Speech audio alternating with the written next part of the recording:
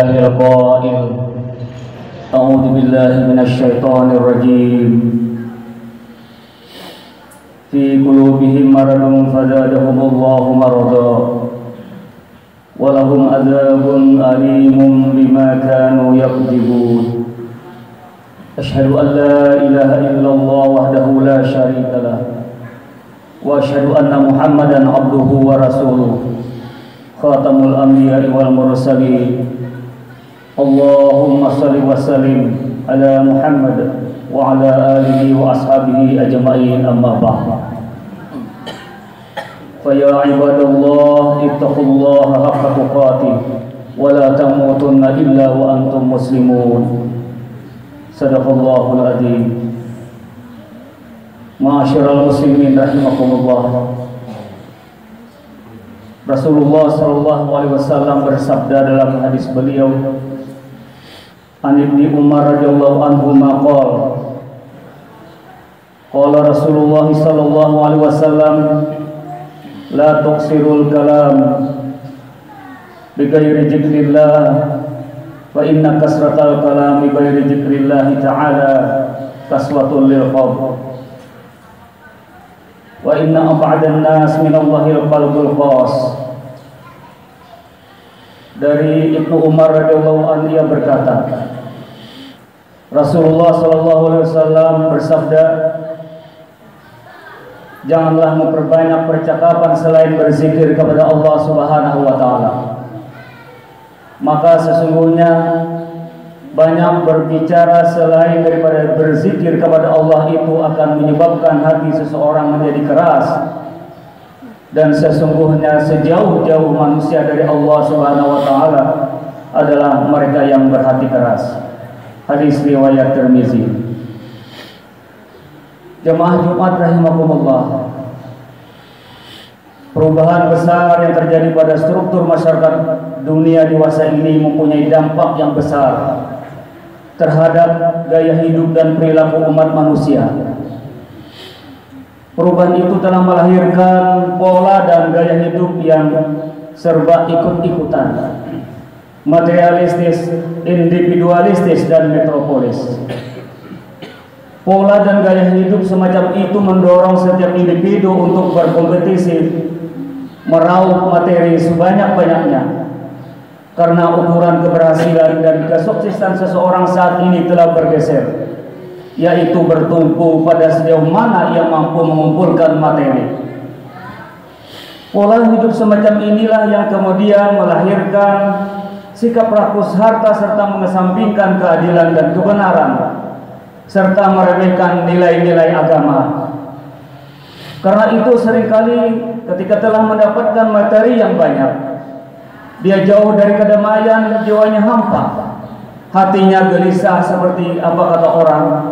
Mereka kehausan di tengah-tengah samudra, mereka kelaparan di atas tumpukan harta, dan mereka kesepian di tengah-tengah keramaian. Sungguh sangat menyedihkan. Semua itu disebabkan karena hati yang telah mengeras, jiwa yang tandus, dan mata yang tidak pernah menangis karena takut kepada Allah Subhanahu wa taala. Abu Sulaiman Ad-Darani berkata, segala sesuatu mempunyai tanda, dan orang yang tidak mendapatkan pertolongan Allah adalah mereka yang tidak pernah menangis karena takut kepadanya. Jemaah Jumat yang dirahmati Allah, manusia yang hatinya telah mengeras seringkali disebabkan karena banyak berbicara tentang berbagai persoalan-persoalan yang tidak ada faedahnya, yang tidak ada hubungannya dengan zikrullah kepada Allah Subhanahu wa taala.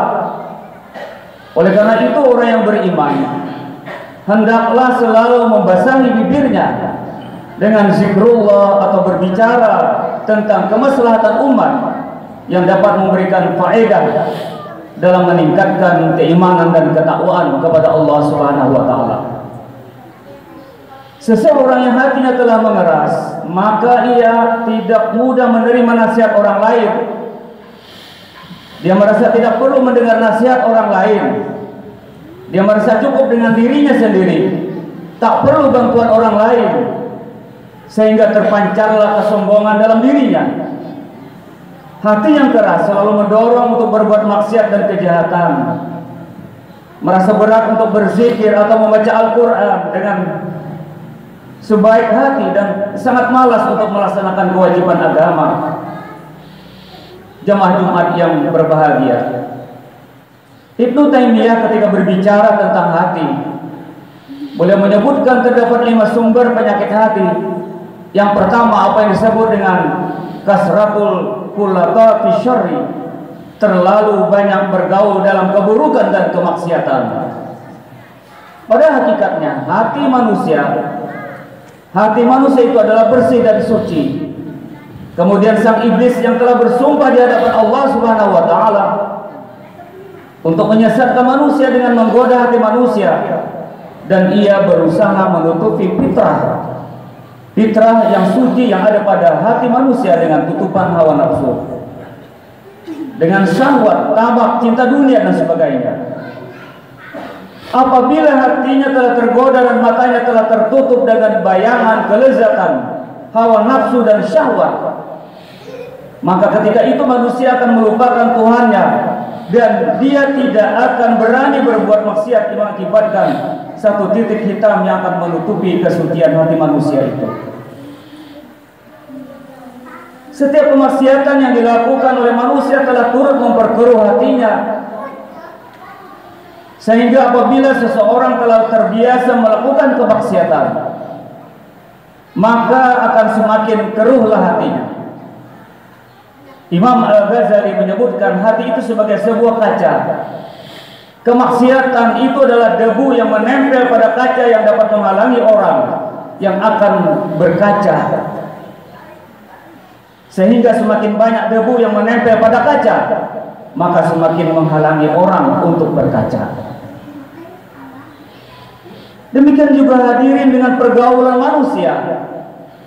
Seseorang yang terlalu banyak bergaul dengan keburukan dan kemaksiatan, atau bergaul dengan orang yang suka melakukan kemaksiatan, maka lambat laun dia pun akan melakukan keburukan atau kemaksiatan itu. Paling tidak dia akan dianggap melakukan semua itu. Hadirin rahimakumullah, seseorang yang dekat dengan kemaksiatan, maka hatinya akan resah, hatinya keras dan bahkan akan berkarat. Oleh karena itu agama melarang umatnya untuk bergaul dengan kemaksiatan, walaupun itu mungkin hanya mengakibatkan dosa-dosa kecil saja. Karena jika dosa kecil bertumpuk-tumpuk, maka akibatnya akan menjadi dosa besar, dan sesungguhnya tidak ada dosa besar yang tidak didahului dengan dosa-dosa kecil. Sebaliknya agama mengajarkan agar umatnya menjauhi segala keburukan dan kemaksiatan, dan memilih teman pergaulan yang mampu memberikan nasihat, yang mampu memberikan teguran, yang mampu memberikan saran-saran agar tidak terjerumus kepada kemungkaran. Hadirin rahimakumullah, kemudian yang kedua, kasratul munah, terlalu banyak berangan-angan. Maksudnya adalah orang yang terlalu banyak berangan-angan untuk mencapai sesuatu yang jauh dari jangkauan kemampuannya tanpa diiringi dengan usaha yang maksimal. Seseorang yang sering berangan-angan tinggi, biasanya dia malas bekerja. Dia akan menghabiskan waktu hanya untuk menghayal atau berandai-andai. Memang setiap manusia dianjurkan mempunyai cita-cita yang setinggi-tingginya, tetapi harus dibarengi dengan upaya untuk mencapainya, bukan dengan diam atau berpangku tangan saja. Seseorang yang mempunyai angan-angan tinggi tanpa melihat kemampuannya, seringkali dia akan terbawa emosi ketika dia menghadapi kegagalan. Dia akan stres, jiwanya tak akan terkontrol, hatinya resah dan gelisah. Oleh karena itu, untuk mencapai cita-cita yang tinggi, seseorang harus berusaha semaksimal mungkin melihat kemampuan sendiri.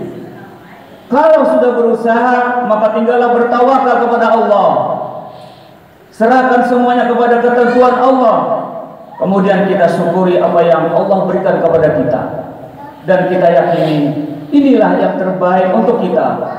Dalam hal ini Rasulullah memberikan nasihat, kepada Abu Dzar Al-Ghifari agar kita melihat orang yang ada di bawah kita dalam urusan duniawi, sehingga kita pandai mensyukuri nikmat Allah. An anjura ila man duna wala anjura ila man fawqa.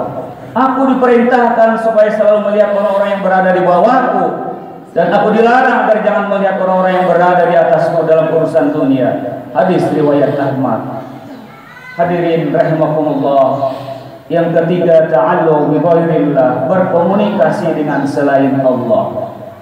Maksudnya adalah orang yang tidak berhubungan dengan Allah, orang yang tidak berkomunikasi dengan Allah, bahkan dia lebih banyak berhubungan dengan selain Allah dalam hal mengatasi berbagai persoalan-persoalan hidup. Dia datang ke paranormal atau dukun, atau orang yang dianggap bisa memberikan solusi, maka orang seperti ini hatinya akan dosa. Karena tanpa ia sadari sebenarnya dia telah terangkap kepada kesyirikan. Karena telah menduakan Allah. Seseorang yang jauh dari Allah, maka dia tidak akan mendapatkan pertolongan dari Allah. Hatinya tidak pernah mendapatkan kedamaian. Ma'asyiral muslimin rahimakumullah. Yang keempat, kasratul naum, terlalu banyak tidur. Hadirin, tidur adalah aktivitas sehari bagi kita manusia. Bahkan menurut dokter, tidur adalah cara istirahat yang paling efektif. Akan tetapi jika terlalu banyak tidur, akibatnya juga tidak baik. Seseorang yang terlalu banyak tidur, maka hatinya pun ikut tidur. Dan Rasulullah Sallallahu Alaihi Wasallam mengidentikan tidur itu dengan kematian. Hal ini dapat diambil dari makna yang tersirat dari doa bangun tidur yang diajarkan oleh Rasulullah Sallallahu Alaihi Wasallam. Alhamdulillahilladzi ahyana ba'dama amatana wa ilaihin nusyur. Segala puji bagi Allah Zat yang telah menghidupkan kami setelah mematikan kami. Di samping itu, terlalu banyak tidur adalah simbol kemalasan dari seseorang, dan kemalasan akan menjauhkan dari pertolongan Allah. Rezeki akan dijauhkannya, dan akhirnya kedamaian pun akan tercabut dari hidupnya. Jadi seorang muslim harus aktif dan harus bisa memperhitungkan semua waktu yang ia lewati, karena waktu adalah salah satu yang pasti dimintai pertanggungjawabannya di hadapan Allah di akhirat kelak. Ma'asyiral muslimin rahimakumullah. Kemudian yang kelima, kasratul ta'am, terlalu banyak makan. Makanan adalah salah satu sumber energi bagi manusia. Ia setiap hari dikonsumsi oleh manusia untuk memberikan kekuatan pada fisik manusia. Akan tetapi makanan juga merupakan sumber berbagai penyakit. Seseorang yang terlalu banyak makan sangat rentan dengan berbagai penyakit. Hal itu mungkin disebabkan karena banyaknya lemak, kolesterol, dan lain sebagainya. Di samping itu pula, dia juga akan cepat mengantuk, lemas, dan malas beribadah kepada Allah. Akibatnya dia akan jauh dari pertolongan Allah. Kedamaian akan meninggalkan kehidupannya. Kebahagiaan pun akan pergi, dan rezeki akan dijauhkannya. Oleh karena itu, seorang muslim harus mampu menahan hawa nafsu, sehingga ia dapat menyeimbangkan kondisi perut atau isi perut kita. Dia makan ketika lapar dan berhenti sebelum kenyang. Keseimbangan inilah yang diajarkan oleh Rasulullah SAW, di mana beliau mengajarkan agar mengisi sepertiga perut dengan air, sepertiga dengan makanan, dan sepertiga dengan hawa untuk bernapas, sehingga dapat menjalankan segala aktivitasnya dalam rangka pengabdian kepada Allah Subhanahu wa taala. Mudah-mudahan ada manfaatnya. Barakallahu li wa lakum fil Qur'anil Karim wa nafa'ani wa iyyakum bima fihi minal ayati wa zikril hakim. Innahu huwal ghafurur rahim.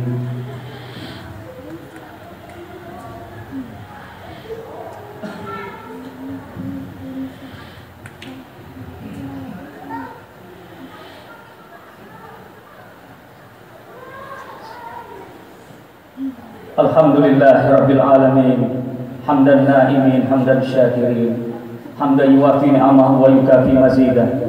Ya Rabbana lakal hamdu kama yanbaghi li jalali wajhikal karim wa azimi sultanik.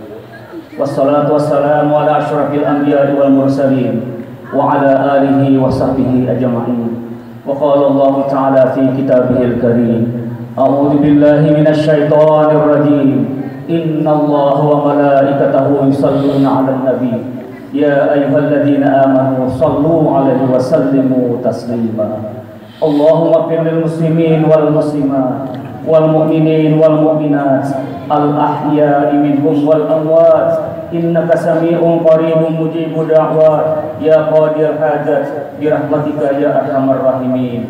Allahumma a'izzil islam wal muslimin wa ahlikil kafarta wal mubtadi'ata wal zalimin. Allahumma ansur man nasarad din wa khudul man khadalal muslimin. Rabbana taqabbal minna innaka antas samiul alim wa tub alaina innaka antat tawwabur rahim. Rabbana zalamna anfusana wa illam taghfir lana wa tarhamna lanakunanna minal khasirin. Allahumma arinal haqqa haqqan warzuqna tibaa wa arinal batila batila warzuqna jatinaba. Rabbana atina fid dunya hasanah wa fil akhirati hasanah wa qina adzabannar. Subhana rabbika rabbil izzati amma yasifun wa salamun alal mursalin walhamdulillahi rabbil alamin. Wa la dzikrullahi akbar. Aqimus salat.